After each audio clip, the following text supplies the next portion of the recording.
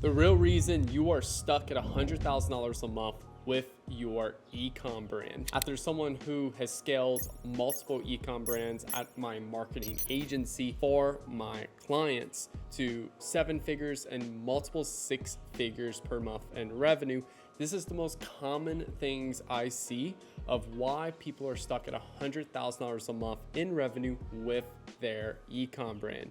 With that being said, let's dive into the video. So majority of clients that come to us at the advertising agency when they're stuck at 100K a month, because that's typically where clients that we take on or at, just due to what we charge, is typically higher than most agencies. And what I'll typically see is people are around $100 to about $150,000 a month in revenue. And when I take a look at their accounts, I'll typically see they have one winning ad.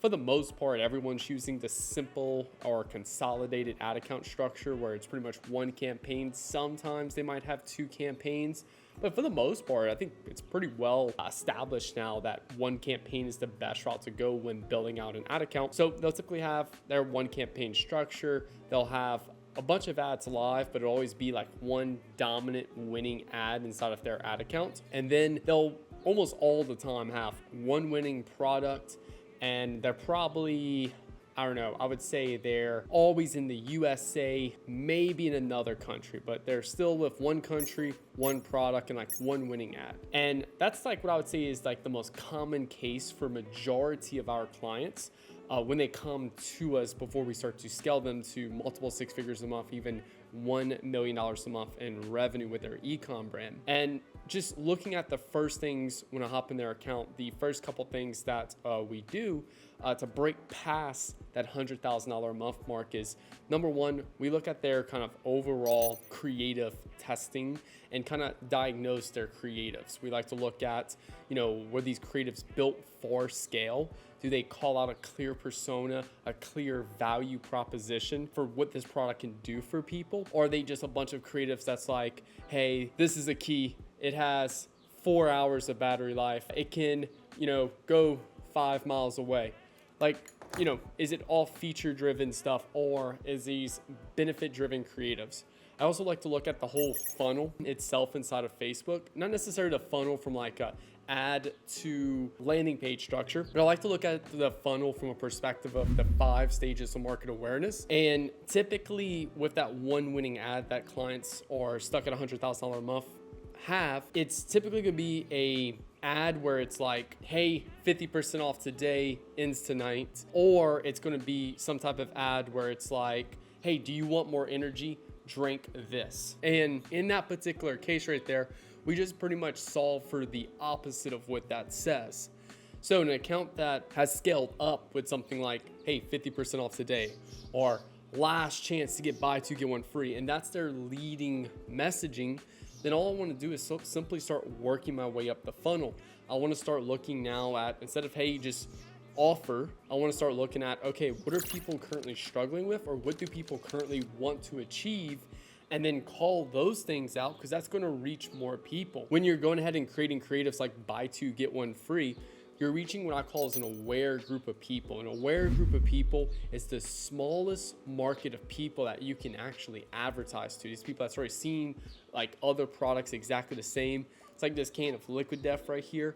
If I know I want to go buy a Liquid Death and there's 4 different convenience stores that are selling Liquid Death, then what I would do is I would just simply run an ad that just showcase we have a better offer than the other stores. Now, the problem with that is that's only for people that know they want Liquid Death, they're completely sold on it, and that's it. And some markets, like maybe clothing, it works well because clothing is such a large market of people. But other products that maybe solve a problem or solve a desire across the marketplace, leading with that discount can actually hurt your potential to scale, because you're going to reach a much smaller group of people. So for me in that particular case, I want to go start seeing, what does this product allow people to achieve in life? What does that do? For example, this Rolex right here, this allows me to achieve status in a public setting. That's it. It allows me to communicate status, importance out to the public when I'm in a public place right there. As far as that, me wearing it at home, I'm not using this to tell time. Quite frankly, it's uncomfortable when I'm typing on my computer So like in that particular case right there, it doesn't really have any benefit for me at home, but in a public setting, it allows me to communicate something about myself to other people, that I'm worth something, that I'm significant, that have some level of status right there. So in that particular case, what do people want to achieve? What do people want to communicate about themselves outside to the public? And I want to start building creatives that start off with that, then introduce the product. So for example, working with this skincare brand right now, we're starting off with showing people with beautiful, healthy, glowing skin, and then we're introducing how they can achieve that. There's going to be a much larger group of people that want that beautiful, glowing skin than the small group of people that are actively price conscious and ready to buy, like with Def right here. So that's the first thing I want to look at. I just want to look at where are we currently at in the funnel right now and leading with inside of the account. And then I'm just going to work my way up. So, and let's say we're already up and we're leading with things like problem aware and solution aware angles. Then I may go and start building out the bottom part of the funnel. So the product aware section, which is testimonials, questions, objections, and why our product is better than other products. And then the aware part, which is the, hey, last chance to get whatever offer we're currently working now. And that's always going to unlock the biggest unlocks for us, because now we can start reaching more people or start converting more people. So if we have like a high level funnel ad that's already reaching a ton of people, then all we simply do is fill in with lower ads for lower funnel, and we convert more people, which increases our ROAS and drops our cost per acquisition on Facebook. Now, the next thing that we'll do from an ad account perspective is, like I said, most people at $100,000 a month are stuck at $100,000 a month. They haven't expanded markets yet. And when I say expanded markets, we're going outside now to other different countries. So what I'll generally do for this is, if we already have a solid product, solid ad, counts at 100K a month, we have that one campaign structure, then I'll just simply duplicate that campaign, and I'll just copy over the top like 3 to 6 creatives we have that's crushing.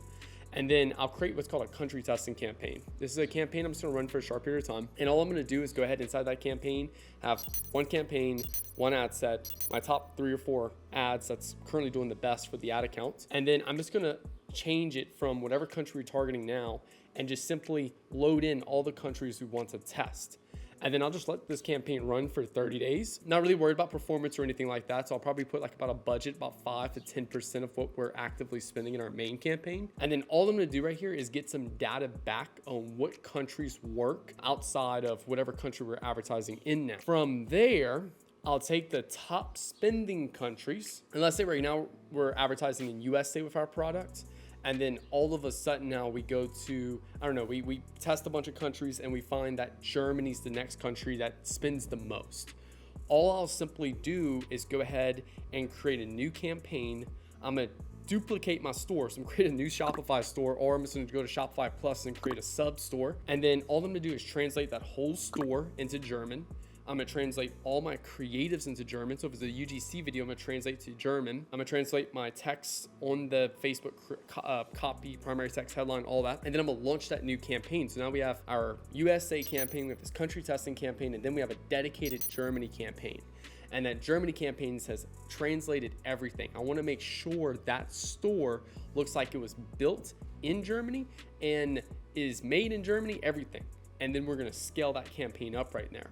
Now, the reason why that original Germany country wasn't going to scale in that country testing campaign is because it's in English. So we're only going to reach like maybe 5-10% of the population in Germany. But if we switch over to a German dedicated store, German dedicated copy, creatives, all that good stuff, we're going to appeal to 90% of the country now, and we can spend significantly more in that particular country. So a very easy tactical thing you can do. It's really only going to hinder people who are like dedicated 3PLs in the USA, and now you have to like worry about like shipping product and stuff to like a 3PL in Germany. But yeah, long story short, that's what you're going to do. And then you just keep building out other stores for other countries in that country testing campaign. And then you can eventually just turn off that country testing campaign once these new stores and separate campaigns start taking off inside of the ad accounts. Now, the last reason why you are stuck at $100,000 a month in revenue is because you haven't optimized your landing page. Usually about 100K a month is when we'll start testing new landing pages, advertorials, listicles, sales pages, all of that. To be fair, it's not that we wait to 100K a month. It's just that